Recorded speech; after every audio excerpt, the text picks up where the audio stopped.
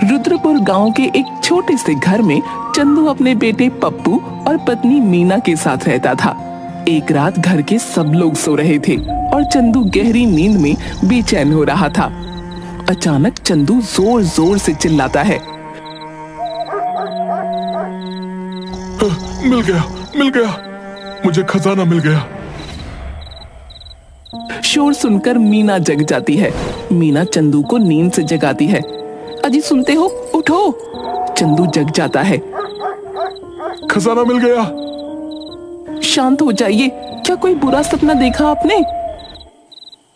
बुरा नहीं, बहुत ही अच्छा सपना था। मैंने सपने में देखा कि मैं अपने खेत में खुदाई का काम कर रहा हूँ और खुदाई करते वक्त मुझे हमारे खेत में एक खजाने से भरा हुआ घड़ा मिल गया। और जानती हो, उस घड़े में कीमती सोने और चांदी के सिक्के भरे थे और मैं उन सिक्कों को हाथ में लेकर खुशी से चिल्ला रहा था। फिर क्या हुआ? अरे फिर तुमने मुझे नींद से जगा दिया और मेरा खूबसूरत सपना तोड़ दिया। तभी पप्पू भी नींद से जाग जाता है। अरे पापा, आप ना तो खुद ठीक से सोते हैं ना हमें सोने देते हैं। आप भी कैसे कैसे सपने देखते हैं। मुझे तो डर है कहीं इस खजाने के चक्कर में आप पागल ना हो जाओ। चलो अब सो जाओ। पप्पू बेटा चल सो जा। चंदू की नजर दीवार पर टंगी घड़ी पर पड़ती है। अभी तो रात के 2 बज रहे हैं, सो ही जाता हूँ, और क्या करूँगा। वो फिर बिस्तर पर मीना और पप्पू के साथ लेट जाता है। चंदू को खेत में छुपे खजाने का सपना पहले भी कई बार आ चुका था और वो सपना देखकर हमेशा सोते सोते ऐसे ही चिल्लाने लगता था। एक दिन चंदू अपने बचपन के दोस्त वीर के साथ चाय की दुकान पर बैठा चाय पी रहा होता है। अरे भाई वीर, कई महीनों से ठीक से सो नहीं पा रहा हूँ मैं। क्यों, क्या हुआ? फिर से वही खजाने का सपना देखा क्या?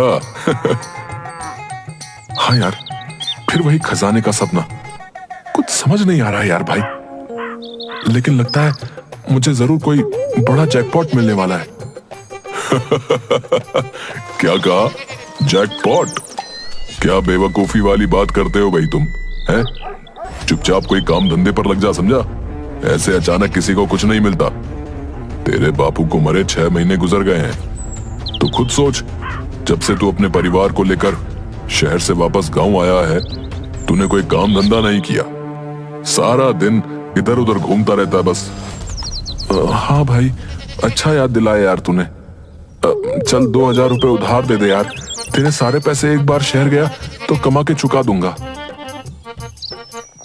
हाँ ठीक है, यही बोल बोल के तू पिछले 6 महीने से मुझसे उधार लिए जा रहा है। खैर चल ले ले, तू मेरे बचपन का जिगरी यार है, तो तेरे लिए कुछ भी कर सकता हूँ।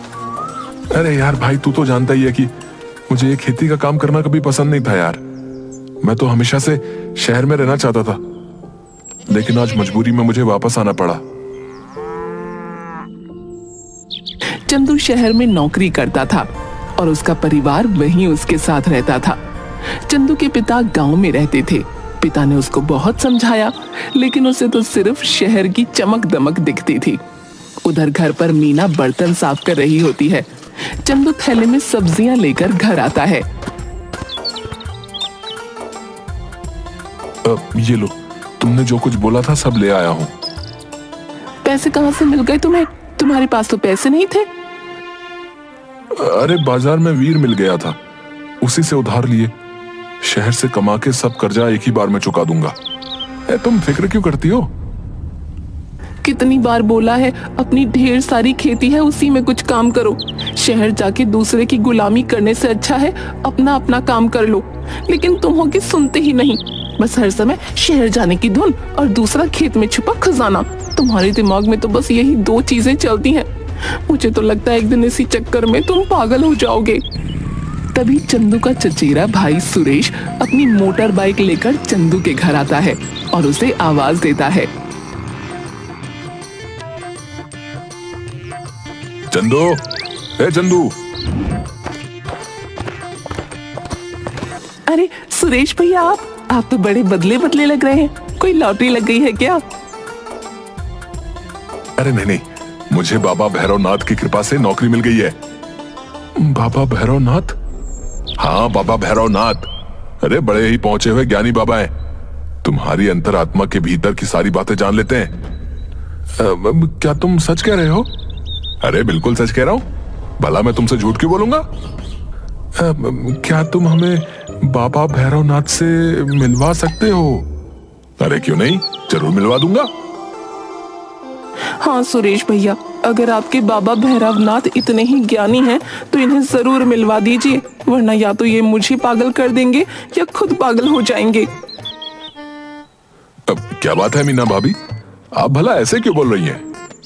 अपने भाई से ही पूछ लीजिए। दिन रात सिर्फ दो चीजों की धुन है, एक तो शहर जाना है और दूसरा खेत में छुपे खजाने के बारे में पता करना है।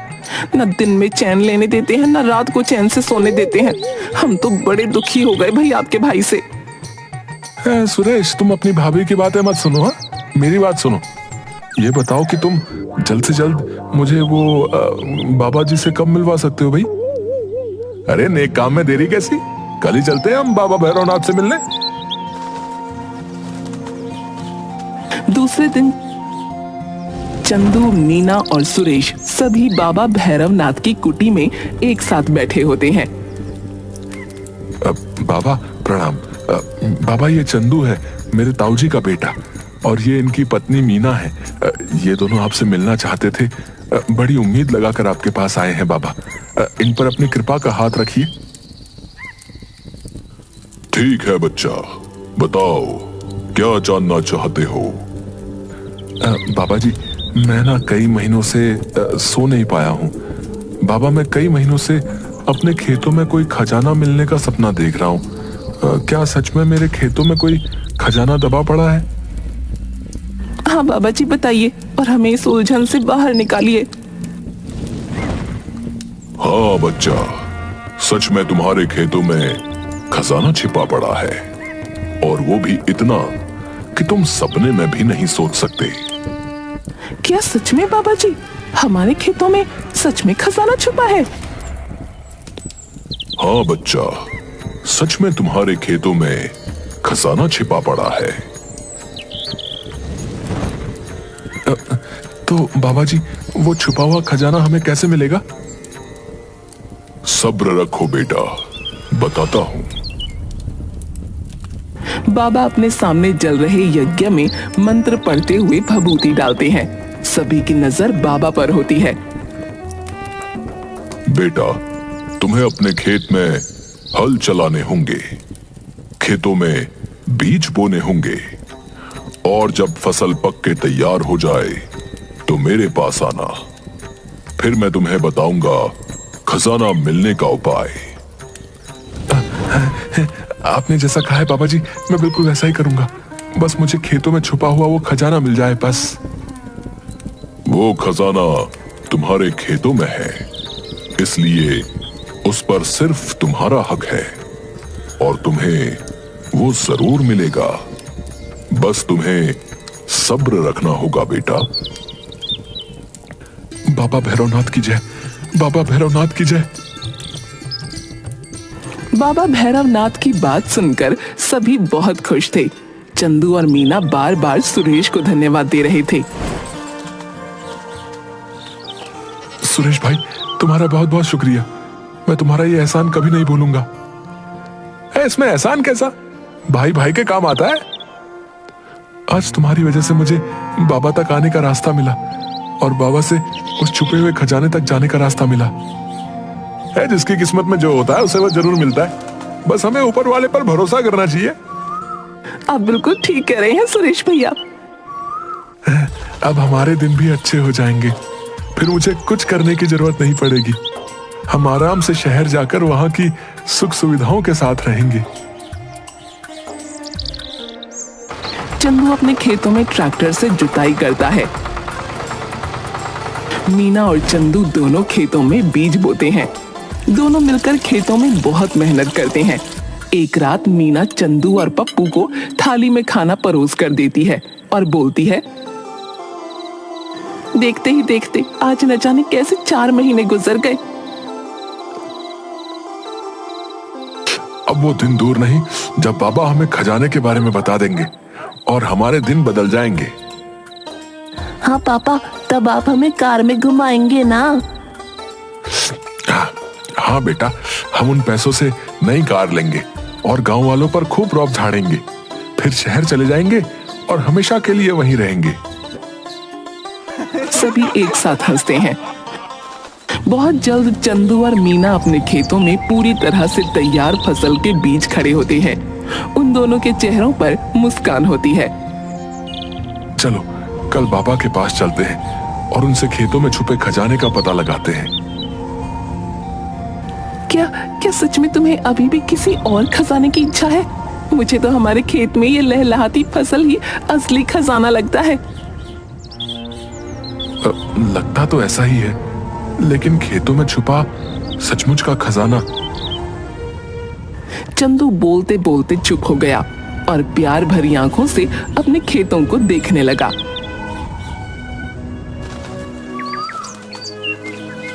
दूसरे दिन चंदू और मीना बाबा भैरवनाथ के पास जाते हैं। बाबा भैरवनाथ की जय हो, बाबा भैरवनाथ की जय हो। बाबा जी, आपने जैसा कहा था हमने वैसा ही किया। तो बच्चा, तुम्हारे खेतों में फसल पक के तैयार है? हाँ बाबा जी, खेतों में फसल लहलहा रही है। बच्चा, कैसी फसल हुई है तुम्हारे खेतों में?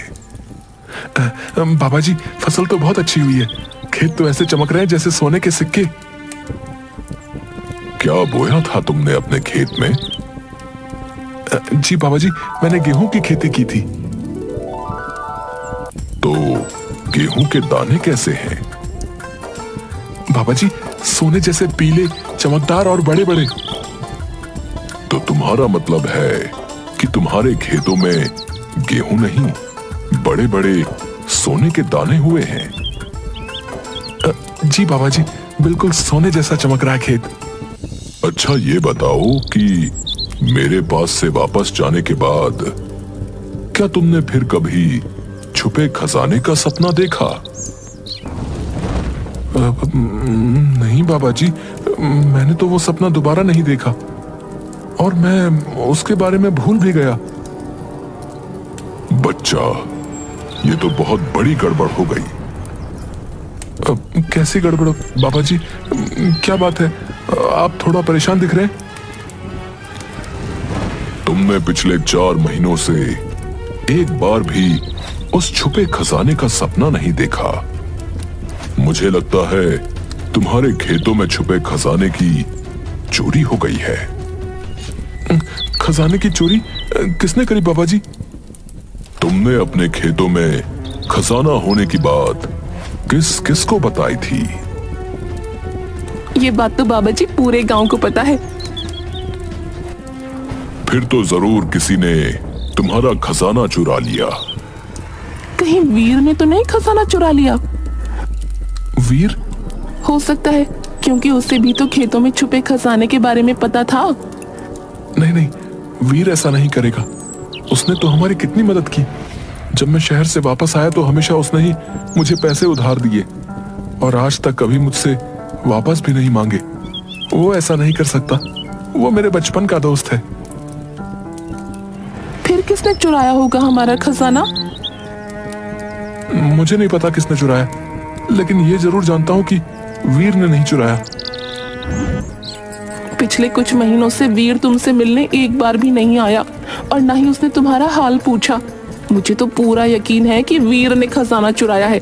जिसके पास इतना खजाना होगा वो अपने उधार दिए थोड़े से पैसों के लिए क्यों आएगा? किसी पर चोरी का इल्जाम लगाने से पहले हमें एक बार उसे भी अपनी सफाई देने का मौका जरूर देना चाहिए। सही कहा बाबा जी आपने। हम वीर को यहाँ बुलाते हैं। नहीं, कोई जरूरत नहीं है इसकी। मुझे कोई खजाना नहीं चाहिए। इतने दिनों से जिस खजाने के लिए तुमने हमारा जीना हराम कर रखा है, आज तुम्हें वो खजाना नहीं चाहिए? हाँ हाँ, नहीं चाहिए। और मुझे इस बारे में किसी से कुछ नहीं पूछना है, और ना ही तुम इस बारे में किसी से कुछ पूछोगी। भला क्यों नहीं पूछूंगी? मैं तो पूछूंगी और जरूर पूछूंगी, वो भी तुम्हारे सामने पूछूंगी। बाबा जी, मैंने पैसों के लिए भाई भाई को लड़ते देखा है। वीर मेरा दोस्त है, फिर भी उसने कभी मुझे पैसों के लिए मना नहीं किया। जब मैं अपने पिताजी को छोड़कर शहर चला गया तो उसने ही एक बेटे की तरह हमेशा मेरे पिता का साथ दिया। और उनके जाने के बाद जब मैं शहर से वापस आया तब मेरे मांगने पर हर बार उसने मुझे पैसे दिए, जबकि वो जानता था कि अगर मैं एक बार शहर गया तो कभी वापस नहीं आऊंगा। शायद फिर भी उसने हमेशा मेरी मदद की। फिर हमारा खजाना कहाँ गया? नहीं चाहिए हमें कोई खजाना। मैं अपने खेतों में काम करूंगा और मेहनत करके तुम्हारे लिए सचमुच का एक खजाना बनाऊंगा। सही कहा बच्चा तुमने। ये फसल ही हमारी मेहनत का फल है। हम इस धरती को अपने खून पसीने से सींचते हैं और बदले में ये धरती हमें फल देती है। बेटा, यही तुम्हारा असली खजाना है। इस संसार में हम बहुत कुछ पाने की कल्पना करते हैं, लेकिन सच्चे मन से मेहनत नहीं करते। खैर, आज मुझे खुशी है कि तुमने मेहनत की और उसका फल तुम्हें मिला। वो सब तो ठीक है, लेकिन हमारा खजाना? तुमने फिर खजाने की बात की?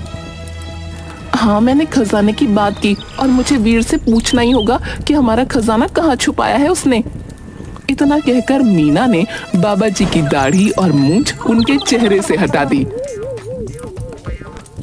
वीर और बाबा जी? सब जोर से हंसने लगे।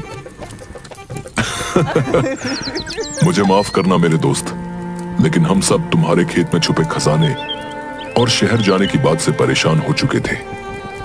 मैंने और भाभी ने तुम्हें कितना समझाया, लेकिन तुम्हें किसी की बात समझ नहीं आ रही थी। इसलिए हम सब ने मिलकर तुम्हें असली खजाने तक पहुंचाने का ये रास्ता ढूंढा।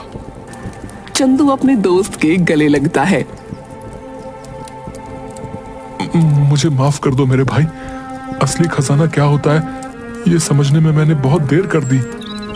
हाँ, देर तो तुमने कर दी, क्योंकि तेरे पिताजी हमेशा तुझे इस खजाने से मिलवाना चाहते थे, लेकिन ऐसा नहीं हुआ। पर मुझे खुशी है कि उन्होंने जो सपना तेरे लिए देखा था, आज तूने अनजाने में ही सही पर उसे पूरा किया है। वो हमेशा तुझे तेरी मेहनत किए हुए लहलहाते खेत के बीच में खड़ा देखना चाहते थे। आज वो जहां भी होंगे तुझे इस तरह देखकर बहुत खुश हो रहे होंगे। मैं वादा करता हूं, मैं हमेशा गांव में ही रहूंगा और पूरी मेहनत से अपने खेतों से सोने चांदी का खजाना बनाऊंगा। सब मुस्कुराते हैं और उस दिन के बाद चंदू कभी भी शहर जाने की बात नहीं करता और पूरी मेहनत से अपने पिता के खेतों में अनाज